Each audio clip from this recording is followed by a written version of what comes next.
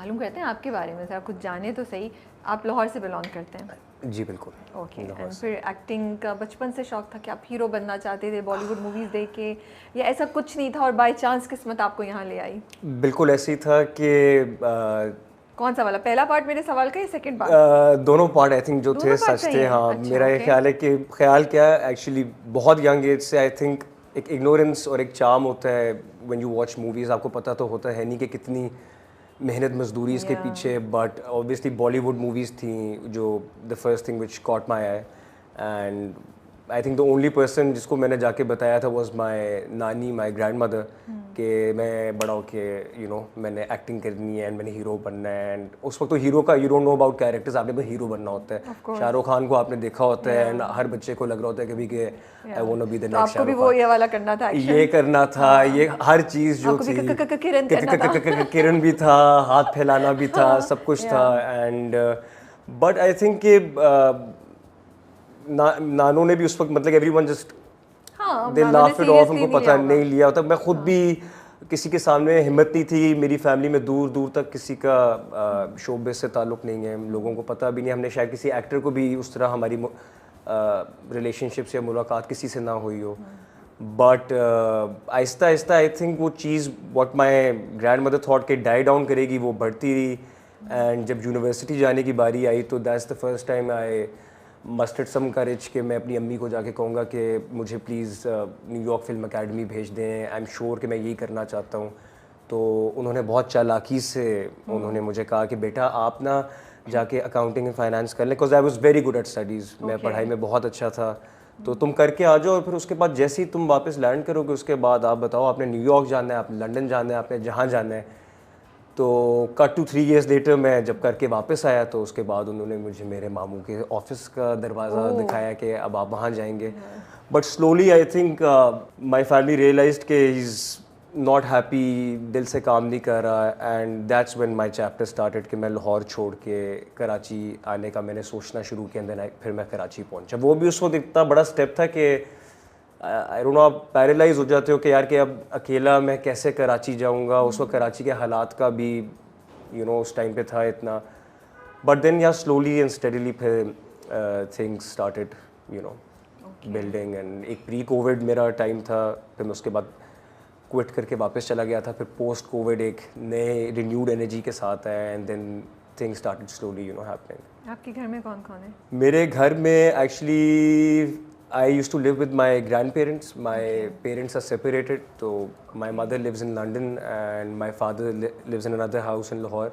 तो पहले तो मैं grandparents के साथ था, फिर when नानू के साथ? नानू और नानाबू के साथ मैंने था। खुद ही कहा नानू। नहीं सही आपने देखी, सही पकड़ा, वही थी साथ ही। तो I used to live with them और बस फिर उसके बाद How then was it? वो तो बड़ा एक मतलब आई नो पेरेंट्स के साथ आप नहीं रहते, लेकिन मुझे लगता है जब ग्रैंड पेरेंट्स के साथ जैसे नाना नानी के साथ आप रह रहे हो ना, वो बड़ा होलसम एक्सपीरियंस होता है, क्योंकि वो आपके लाड भी उठाते हैं और वो आपको इतना विदाउट इवन यू नोइंग और देम नोइंग वो आपको इतना कुछ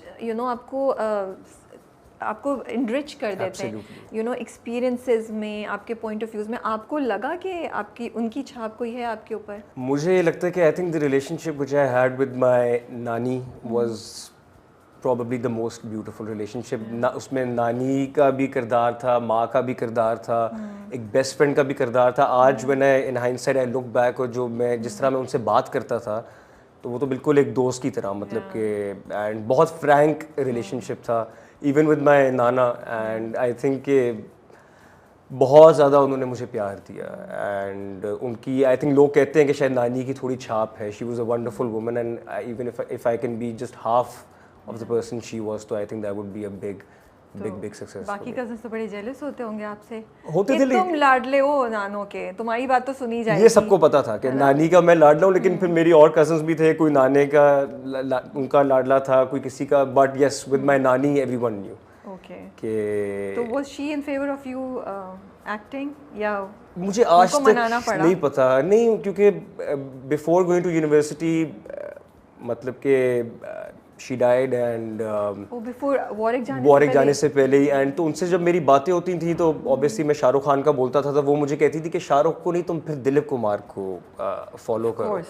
सो अब मैं कहता था अब कहाँ मैं ब्लैक एंड वाइट और पहले देखूं, बट देन उनके कहने पे मैंने दिलीप कुमार की भी कुछ उस टाइम की मूवीज देखी, तो then I got to know कि एक चेन चलती आ रही है, which is Dilip Kumar, then obviously a lot of wonderful actors in between, but then Amitabh Bachchan, same school of thought, then Shah Rukh Khan, and you know maybe Ranbir, and now एक वो similar एक school of thought, but obviously with age वो चीज़ एक refine होती जाती है, but जो आप the method आप कहते हैं, वो जो एक बहुत method acting की term, but I think Dilip Kumar was the first actor जिसने वो method सब continent के अंदर लेके आए। तो उन्होंने कभी आपको एक्टिंग करते हुए नहीं देखा? नहीं, उन्होंने मुझे नहीं देखा, एंड जब मैंने उन्होंने मुझे बिल्कुल नहीं, उन्होंने आई थिंक मुझे घर में तो फनकारी करते हुए बहुत देखा, तो बहुत ज़्यादा देखा, लोगों की नकलें उतारते हुए बहुत देखा, बट मेरे नाना ने I think in his last days, मैंने शुरू में पीटीवी का थोड़ा सा स्किट किया था, बट ही हैड डिमेंशिया उस टाइम पे, तो he was losing his awareness, but उन्होंने देख लिया था। बट लेकिन मुझे उस टाइम पे ये समझ आई थी कि एंटरटेनमेंट का क्या चार्म है कि काफ़ी लोगों को वो भूल गए थे अपने इर्द गिर्द फैमिली के, बट शाहरुख खान का मैं गाना अपने नानाबू के सामने लगाता था तो he would just start smiling and he would be happy. और एक उस टाइम पे before the Kapil show, Kapil Sharma कहीं कॉमेडी भी पहले एक होता था, so I would put that comedy show on, तो he would laugh and he would suddenly be in a great mood. तो उस चीज़ से देन आई रियलाइज यार कि नहीं, ये जो काम है हमारा ठीक है, इसको लोग तब तो खैर बहुत बुरा भला कहते थे, बट इसके अंदर एक चीज़ है कि यू कैन एक्चुअली अफेक्ट, अगर आप किसी का मूड भी अच्छा कर सकते हो, समवन उससे कोई बंदा हॉस्पिटल में है, someone is going through a lot, तो I think it's a big achievement. आपने इतनी इंटरेस्टिंग बात बोली है, मैंने कभी नहीं सोचा था, बट यू आर राइट कि म्यूज़िक और इस तरह की चीज़ें या फिल्म्स जो हैं या उनके सीन्स वो लोगों पे कैसे इम्पैक्ट करते हैं और वो मेमोरी में रह जाते हैं, क्योंकि उससे कोई कनेक्शन, वो उस तरह का उनको डेफिनेशन देने की जरूरत नहीं है ना, they just watch it, how it made you feel at that, I think that feeling, जो फीलिंग है ना वो रह जाती है, ना लव्स ना कुछ, तो आई थिंक वो कोई उनको एफर्ट नहीं करनी पड़ती कि मैं किस रिश्ते से इससे ताल्लुक रखता हूँ, मुझे क्या बात करनी है, जस्ट watching it, but बिल्कुल very nice to but it's been a very wholesome journey। तो फिर कराची आने का जब आपने फैसला किया तो क्या हुआ था, क्या आपने सोचा? उससे पहले वहाँ पे लाहौर में ऑडिशंस नहीं दिए आपने कहीं भी? इस्लामाबाद में डायरेक्ट कराची आने का सोचा आपने? लाहौर में मैंने बिल्कुल ऑडिशंस मैंने दिए, उस देखिए लाहौर में इंडस्ट्री इट्स आई से कि शायद 5% भी नहीं है, तो वहाँ जितने थे 2-4 मैंने दिए। एक प्रोजेक्ट मुझे मिल भी गया था, शुरू में मैंने किया वहाँ छोटा सा पीटीवी का, बट देन आई रियलाइज कि I have to move to Karachi. मतलब कि that would have been wonderful कि मैं लाहौर में रहते हुए ही मुझे मिल जाए, because it's my home town, घर का भी सारा एक सपोर्ट एंड सुकून। बट देन आई रियलाइज कि I have to make the move, but that was the most challenging part. बस कराची आने में ही मेरा साल डेढ़ जो है ना कि क्या हो, साल डेढ़ क्यों लगा आपको कि वहाँ जाके क्या अकेला किस तरह रहूँगा, एंड मतलब कि एट दैट एज बस I got tripled bye fear कि कैसे होगा।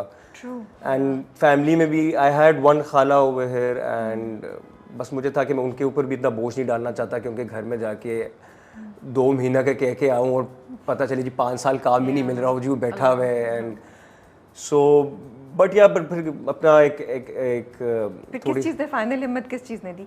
क्या हुआ कि आपने बोला बस हो गया, मैं टिकट कटा रहा हूँ, वहाँ पे रेंट पे घर ले रहा हूँ या मैं अपनी खाला के साथ रहूँगा? क्या किसने वो फाइनल जो वो मोहर लगी?